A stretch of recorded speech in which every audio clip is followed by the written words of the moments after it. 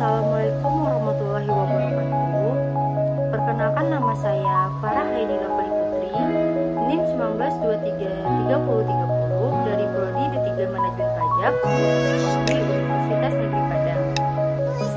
Baiklah, pada kesempatan kali ini saya akan mempresentasikan materi dari mata kuliah pemeriksaan pajak, yang mana yaitu tentang tata cara pemeriksaan pajak dengan dosen pengampu Bapak Dovi Septiari MSc. Baiklah, pertama-tama saya akan menjelaskan terlebih dahulu mengapa penyampaian surat pemberitahuan pemeriksaan pajak atau surat panggilan dalam rangka pemeriksaan kasus.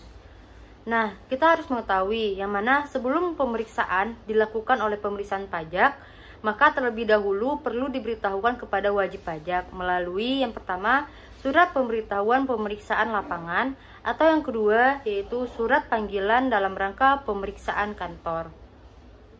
Nah, poin yang kedua yaitu kita akan membahas tentang pertemuan dengan wajib pajak. Ada beberapa hal yang perlu dijelaskan ketika pertemuan dengan wajib pajak. Yang pertama, alasan atau tujuan pemeriksaan. Pemeriksaan dilakukan harus mempunyai alasan atau tujuan tertentu. Tidak bisa dilakukan pemeriksaan tanpa ada alasan yang pasti.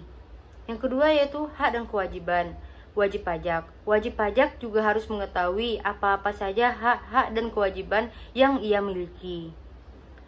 Yang ketiga yaitu hak wajib pajak mengajukan permohonan untuk membahas dengan tim quality assurance. Yang keempat, penjelasan mengenai dokumen-dokumen yang akan dipinjam atau diperiksa. Nah, itulah 4 hal yang perlu dijelaskan ketika pertemuan dengan wajib pajak. Poin yang ketiga yaitu peninjauan dokumen. Dalam peninjauan dokumen, ada beberapa ketentuan-ketentuan terkait mengenai peminjaman dokumen wajib pajak oleh pemeriksa. Yang pertama, dokumen dapat dipinjam saat itu juga, jika yang dilakukan adalah pemeriksaan lapangan. Yang kedua, dokumen harus dilampirkan pada surat panggilan dalam rangka pemeriksaan kantor, jika yang dilakukan adalah pemeriksaan kantor. Dan yang ketiga yaitu dokumen dipinjamkan pada saat wajib pajak memenuhi panggilan, jika yang dilakukan adalah pemeriksaan kantor. Nah, selanjutnya kita akan masuk ke poin yang keempat yaitu tentang penolakan pemeriksaan. Penolakan pemeriksaan ini, jika wajib pajak menolak untuk dilakukan pemeriksaan, maka wajib pajak harus menandatangani surat pernyataan penolakan pemeriksaan. Namun, apabila wajib pajak menolak untuk menandatangani surat pernyataan penolakan pemeriksaan, maka pemeriksaan pajak akan membuat berita acara penolakan pemeriksaan yang ditandatangani oleh tim pemeriksa pajak. Selanjutnya yaitu poin yang kelima, membahas tentang pengujian oleh pemeriksaan pajak. Pemeriksaan dilakukan berdasarkan metode, teknik, dan prosedur pemeriksaan yang ditetapkan oleh Direktorat Jenderal Pajak.